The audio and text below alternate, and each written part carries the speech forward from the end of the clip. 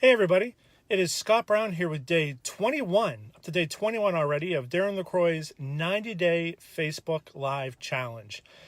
And the question today is pretty simple. Why should you invest in other people's development? Why should you? Why should you invest in other people's development? This question's had me pondering it all day today for a couple reasons. I went to a SHRM meeting today, and I heard a long presentation from a group of very successful HR people who were very data-driven and metric-driven, but were not relationship-driven. What's up, Duff? How are you doing, my friend? They weren't relationship-driven. They weren't concerned about the experience of their customers. They weren't concerned about the experience of their employees. What they were concerned about was the metrics. How much can they get? How do you drive business? And it bothered me all day because I think we're getting into this thing in society right now where we want to look out for number one and just try to not step in number two. That somehow we've developed this rule for life that whoever has the most toys at the end of the day wins. And I don't believe that. I don't believe it for one bit. And I've spent my life, my career, trying to help other people succeed. And I've done so kind of at my own peril in some ways. Because I've been told far too many times that I'm too nice of a guy for my own good, that I care about others too much, and that you need to protect yourself more because nobody else is ever going to look out for you except for yourself. And I think that's a sad statement. I think that's a sad way to look at the world, and it's not aligned with how I believe the world works and who I believe I'm supposed to be and how I believe leaders work. I don't think that leaders, those who actually lead, not just the ones that have the name tag, but leaders who actually lead, I don't believe that they are in it for their own good. I think they're more concerned about the people in their charge than they are about being in charge.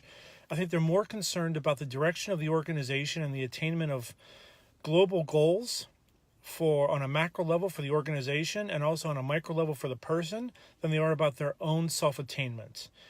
I think the greatest thing that leaders do is they help individuals find their voice and figure out who they're supposed to become. They help unleash potential that others never saw within themselves.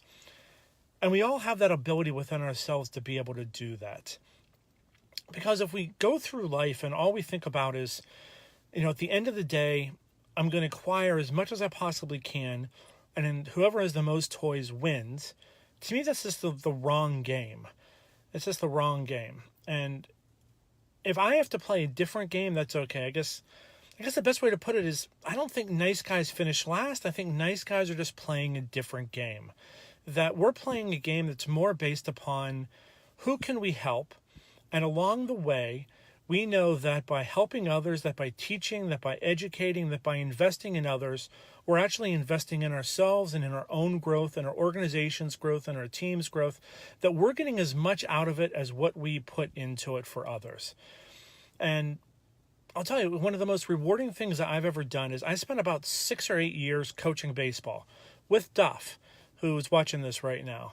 And when we coached Little League, I think one of the best things that we did was invest in the kids that we were coaching, not because we thought they were going to all make the majors, but because we thought they were going to all go professional in something.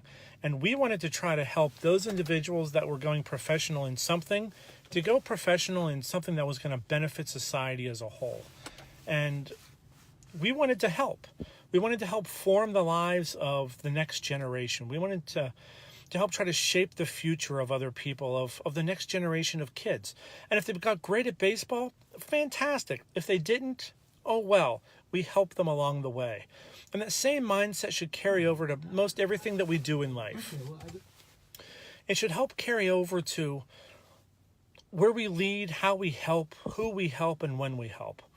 A couple of years ago, I remember Mark Guy sent out an email, and he asked a simple question: if you had 4 words to describe your theory on life, what would it be? And without hesitation, I replied back, how can I help? And I think that for me, that's the most important thing that a leader does, and I think that's the most important thing that I do. And nice guys don't finish last, they're just playing a different game. So what game are you playing?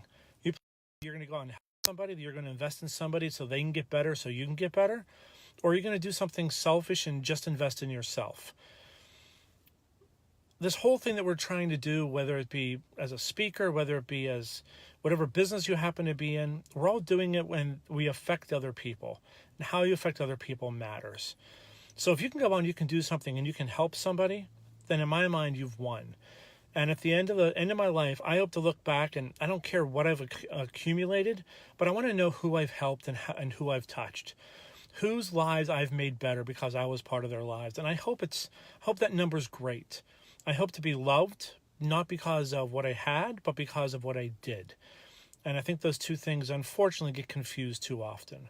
So why should you invest in somebody else? Because it's going to help you. It's going to help the greater good. And it's going to help them. And if we can do nothing else today but that, it was a great day. So I will see you tomorrow, and hope you guys have a great night. See you, everyone.